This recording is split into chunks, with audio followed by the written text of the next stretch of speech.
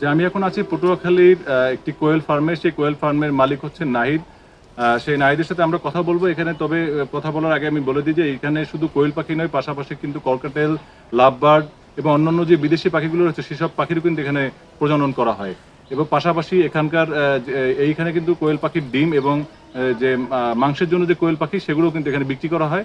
এবং সে কিন্তু খুব অল্প পরিসর থেকেই শুরু করেছেন তিনি কোয়েল পাখির এই এই ফার্মটি। আমরা এখন কথা বলবো নাহিদের সাথে, যে তিনি আমাদেরকে জানাবেন যে আসলে তার এই ফার্মটা কিভাবে সে প্রস্তুত করেছেন এবং কতটা পাখি দিয়ে তিনি শুরু করেছেন, সবকিছু জেনে নেব। আচ্ছা নাহিদ, এখানে কবে শুরু করেছেন আপনি এই ফার্মটি? হ্যাঁ, আজকে থেকে আরো 3 বছর আগে। তো এখন আলহামদুলিল্লাহ আমার এখানে 4000+ এর মতো কোয়েল পাখি আছে।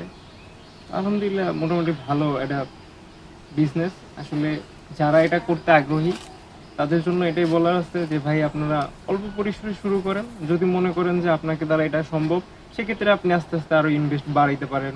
বা ওটা এখন অনেক ম্যানেজমেন্ট আছে ভাই, এগুলো যদি সবকিছু আপনি বুঝতে পারেন সেক্ষেত্রে আপনাকে দ্বারা এটা করা সম্ভব। আপনি বুঝলেন আর আস্তে আস্তে আস্তে আস্তে আপনি আগে গেলেন। কয়টা কোয়েল পাখি দিয়ে আপনি এই ফার্মটা শুরু করেছেন? হ্যাঁ, মাত্র 16 পিস। 16 পিস থেকে এখন জি। কত পিস আছে এখানে? এই 4000+। আসলে আপনার এই যে ফার্মটা যে শুরু করলেন, এর ভিতরে তো অনেক চড়া উচ্চ গেছে। সেই যদি একটু বললেন আমাদের সাথে, একটু শেয়ার করতেন যে কিভাবে শুরু করলেন, এই 3 বছর কিভাবে কেটেছে আপনার? আসলে সব থেকে মজার যে বিষয়টা সেটা হচ্ছে ভাই, আমাকে সবাই বলতো লস, কিন্তু আমার যেটা লস হইতো আমি ভাবতাম ওটা আমার ইনভেস্ট। আমি লসটা কখনো লস মনে করিনি।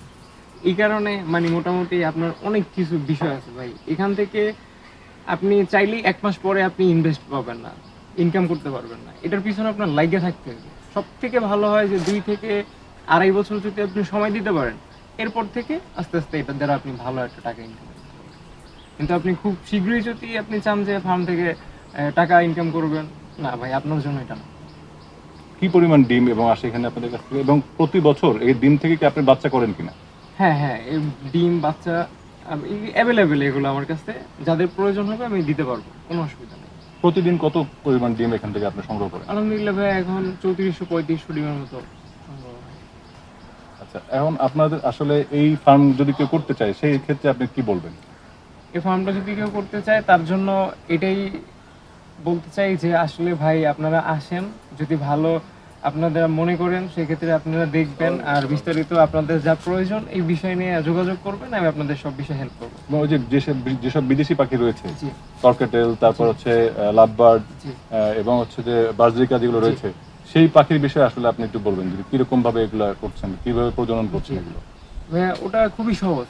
আসলে যখন আপনি একটু শুরু অল্প পরিসরে করলে আস্তে আস্তে আপনি বুঝবেন, আস্তে আস্তে সবকিছু। এরপরে কিছু ম্যানেজমেন্ট আছে, ওগুলো করলেই ভাইয়া আর কোনো ঝামেলা নেই। এরপরে নিজে ওরা ব্রিড করবে, বাচ্চা উৎপাদন হবে, সেল করতে পারবেন, তেমন কোনো ঝামেলা নেই। ধন্যবাদ নাহিদ। আমরা আসলে নাহিদের কাছ থেকে জানার চেষ্টা করলাম যে কিভাবে এই তারা এই ফার্মটা চালাচ্ছেন, কতটা পাখি নিয়ে এসে এই ফার্মটা তৈরি করেছেন, সবকিছু তার কাছ থেকে জেনে নিয়েছি। পটুয়াখালীর যারা যারা এই ফার্ম করতে চান তাহলে সবাই তারা এখানে এসে তার সাথে যোগাযোগ করতে পারেন। তবে পটুয়াখালীতে কিন্তু এই প্রথমবারই কিন্তু এখানে এই ফার্মটা হয়েছে। এছাড়া কলাপালা একটি রয়েছে আমরা যতটুকু জানি। আমরা আশা করি আরও এরকম যদি ফার্ম থাকে তুলে ধরার চেষ্টা করব। K M Sadat Hossain, Bangla vision, Patuakhali.